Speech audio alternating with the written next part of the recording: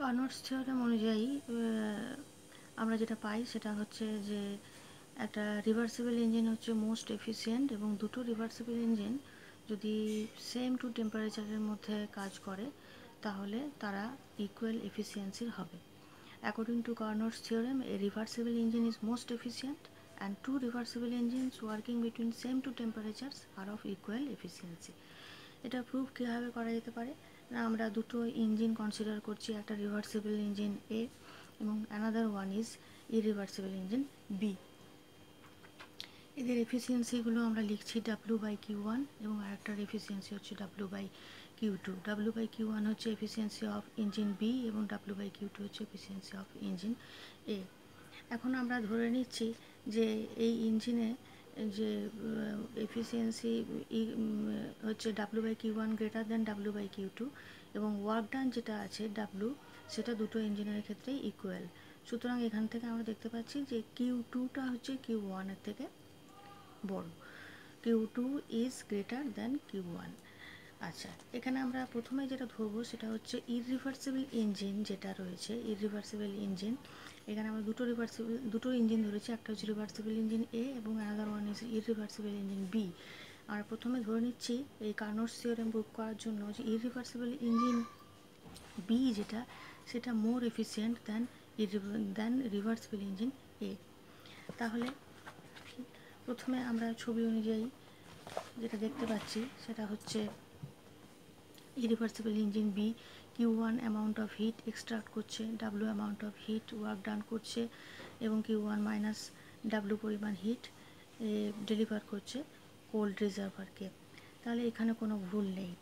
Similarly reversible engine কী করছে, এ হচ্ছে একটা রিভার্সিবল ইঞ্জিন, সে কিনা কী করছে, এর W অ্যামাউন্ট অফ ওয়ার্ক এর উপরে পারফর্মড হওয়ার জন্য Q2 মাইনাস W পরিমাণ amount of heat a cold reservoir বা সিঙ্ক থেকে অ্যাবসর্ব করছে এবং Q2 amount of heat hot রিজার্ভারে ট্রান্সফার করছে। অ্যাজ এ হোল এখানে কিন্তু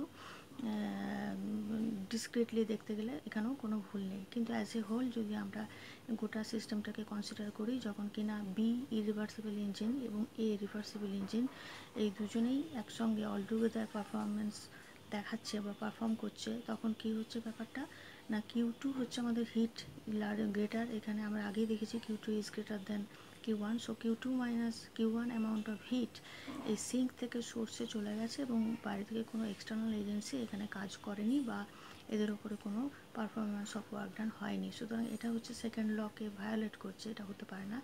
অর্থাৎ আমরা ঘুরিয়ে বলবো যে ইরিভার্সিবল ইঞ্জিনের থেকে মোর এফিসিয়েন্ট, এই অ্যাজামশনটা আমাদের বা এই যে ইনফারেন্সটা আমরা ড্র করেছিলাম প্রথমে, সেটা ভুল।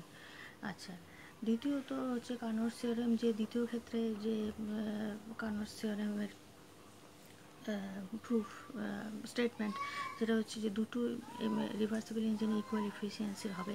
এখানে আমরা দুটো রিভার্সিবল ইঞ্জিন একই রকমভাবে ধরলাম, একটা হচ্ছে এ রিভার্সিবল ইঞ্জিন আর একটা হচ্ছে বি রিভার্সিবল ইঞ্জিন।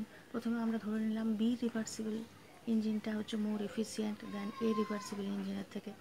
তাহলে এ কী করছে, একই রকমভাবে Q1 amount of heat extract করছে, W amount of heat work ডান হচ্ছে, Q1 মাইনাস W পরিমাণ হিট কোল্ড রিজার্ভারে ট্রান্সফার হচ্ছে।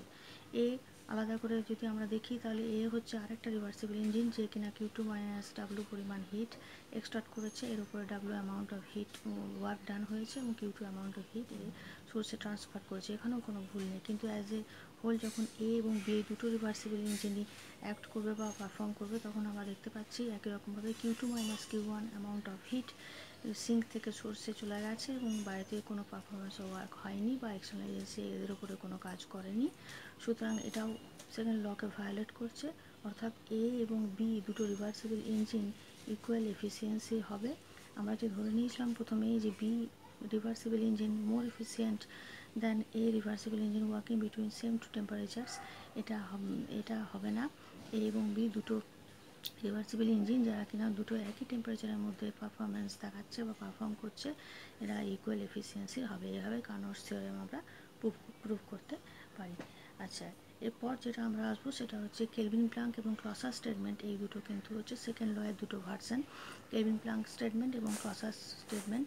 কেলভিন প্লাঙ্ক স্টেটমেন্ট হচ্ছে যে ওয়ার্ক কিছু পরিমাণ একটা হিট ইঞ্জিন কী করবে না কিছু পরিমাণ হিট এক্সট্রাক্ট করবে, কিছু পরিমাণ ওয়ার্ক ডান করবে এবং rest part of the heat সে ট্রান্সফার করবে সারাউন্ডিংসে। এটা হলো কেলভিন প্লাঙ্ক স্টেটমেন্ট। এবং ক্লসার স্টেটমেন্ট হচ্ছে যে কিছু পরিমাণ হিট যদি সিঙ্ক থেকে সোর্সে যায় তাহলে অবশ্যই সেই রেফ্রিজারেটরের ওপরে কিছু পরিমাণ এক্সটার্নাল এজেন্সি থেকে কিছু পরিমাণ ওয়ার্ক ডান অবশ্যই হবে। এখন এই দুটো স্টেটমেন্ট হলো সেকেন্ড লয়ের দুটো ভার্সন, কিন্তু এরা যে ইকুইভ্যালেন্ট স্টেটমেন্ট অর্থাৎ কেলভিন প্লাঙ্ক স্টেটমেন্ট এবং ক্লসার স্টেটমেন্ট যে ইকুইভ্যালেন্ট সেটা আমরা কীভাবে দেখতে পারি, সেটা আমরা দেখবার জন্য এই ছবিটার সাহায্য আমরা নিতে পারি। সেটা হচ্ছে এখানে দেখা যাচ্ছে যে একটা হট রিজার্ভার রয়েছে এবং একটা কোল্ড রিজার্ভার রয়েছে। প্রথমে আমরা দেখব যে ফলসিটি অফ কেলভিন প্লাঙ্ক স্টেটমেন্ট এটা মিন করছে ফলসিটি অফ ক্লসার স্টেটমেন্ট। ফলসিটি মানে হচ্ছে এর ভুলটা। কেলভিন প্লাঙ্ক স্টেটমেন্ট যদি ভুল হয় তাহলে সেটা ক্লসার স্টেটমেন্টের ভুলটাকে মিন করছে বা প্রমাণ করছে। প্রথমে আমরা বললাম যে Q1 অ্যামাউন্ট অফ হিট এই ইঞ্জিনটা এক্সট্রাক্ট করছে এবং W সমান Q1 amount of work done B এর উপরে হচ্ছে। এটা কিন্তু কেলভিন প্লাঙ্ক স্টেটমেন্টের ফলসিটি, কারণ এটা হতে পারে না। কেননা according to Kelvin Planck statement কী হবে না কিছু পরিমাণ হিট এক্সট্রাক্ট হবে, কিছু পরিমাণ ওয়ার্ক ডান হবে, কিছু পরিমাণ হিট ট্রান্সফার হবে সারাউন্ডিংসে। এটা হয়নি, সুতরাং এটা হচ্ছে কেলভিন প্লাঙ্কের ফলসিটি বা কেলভিন প্লাঙ্ক এখানে ভুল প্রমাণিত হয়েছে।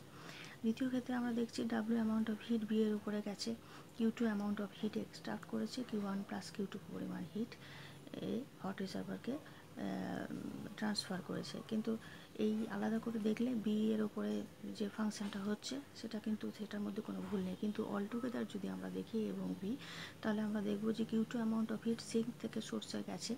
এখানে গেছে Q1 plus Q2 minus Q1 অর্থাৎ Q2, এখান থেকে গেছে Q2, তাহলে Q2 থেকে Q2 amount of heat source sink থেকে সোর্সে গেছে এবং কোনো এক্সটার্নাল ওয়ার্ক ডান হয়নি। সুতরাং এটা ফলসিটি অফ ক্লসার স্টেটমেন্ট। কারণ ক্লসার স্টেটমেন্টে বলা হচ্ছে যে কিছু পরিমাণ হিট যদি এক্সট্রাক্ট করা হয় সিঙ্ক থেকে এবং সেটা যদি সোর্সে যায় তাহলে অবশ্যই সেই রেফ্রিজারেটরের উপরে কিছু পরিমাণ এক্সটার্নাল ওয়ার্ক ডান হবে। সেটা যদি অলটুগেদার আমরা এই সিস্টেমটাকে কনসিডার করি এটা প্রুভ করছে না। সেই হিসেবে কেলভিন প্লাঙ্ক স্টেটমেন্টের ফলসিটিটা মিন করছে ফলসিটি অফ ক্লসার স্টেটমেন্ট। অর্থাৎ এখানে কিছুটা ভাবে মানে পার্টলি প্রমাণ করা গেল যে কেলভিন প্লাঙ্ক স্টেটমেন্ট এবং ক্লসার স্টেটমেন্ট ইকুইভ্যালেন্ট। সেকেন্ডলি আমরা যেটা প্রুভ করব সেটা হচ্ছে ক্লসার স্টেটমেন্টের ফলসিটিটা মিন করছে কেলভিন প্লাঙ্ক স্টেটমেন্টের ফলসিটি। এখানেও হট রিজার্ভ বা কোল্ড রিজার্ভের মাঝে এই ইঞ্জিনটাকে আমরা কনসিডার করেছি। কিছু পরিমাণ হিট Q2 এক্সট্রাক্ট করে Q2 অ্যামাউন্ট অফ হিটই হট রিজার্ভারে ট্রান্সফার করেছে। এটা হতে পারে না, এর উপরে কাজ হতে হবে তবেই কোল্ড রিজার্ভার থেকে হট রিজার্ভারে Q2 amount of heat transfer করতে পারবে। সুতরাং এটা হচ্ছে falsity of Clausius statement. Secondly আমরা দেখছি আলাদা করে যে Q1 অ্যামাউন্ট অফ হিট বিতে এসেছে, কিছু পরিমাণ ওয়ার্ক ডান হয়েছে এবং কিছু পরিমাণ হিট ট্রান্সফার হয়ে গেছে। এটা কেলভিন প্লাঙ্ক স্টেটমেন্টকে ভুল প্রমাণিত করছে না। কিন্তু অলটুগেদার যদি সিস্টেমটাকে আমরা কনসিডার করি তাহলে আমরা দেখব যে Q1 minus Q2 amount of hit extracted হয়েছে হট রিজার্ভার থেকে এবং সেটা পুরোটাই Q1 minus Q2 amount of heat work ডান হিসেবে ট্রান্সফার হয়ে গেছে সারাউন্ডিংসে। এটা হচ্ছে কেলভিন প্লাঙ্ক স্টেটমেন্টের ফলসিটি। কেননা কেলভিন প্লাঙ্ক স্টেটমেন্টে বলা আছে যে Q1 কিছু পরিমাণ হিট অবশ্যই সারাউন্ডিংসে ট্রান্সফার হবে, কিন্তু অলটুগেদার এটা প্রমাণ করছে যে Q1 minus Q2 amount of hit পুরোটাই ওয়ার্ক ডান হিসেবে ট্রান্সফার হয়ে গেছে সারাউন্ডিংসে। সুতরাং এটা হলো ফলসিটি অফ কেলভিন প্লাঙ্ক স্টেটমেন্ট।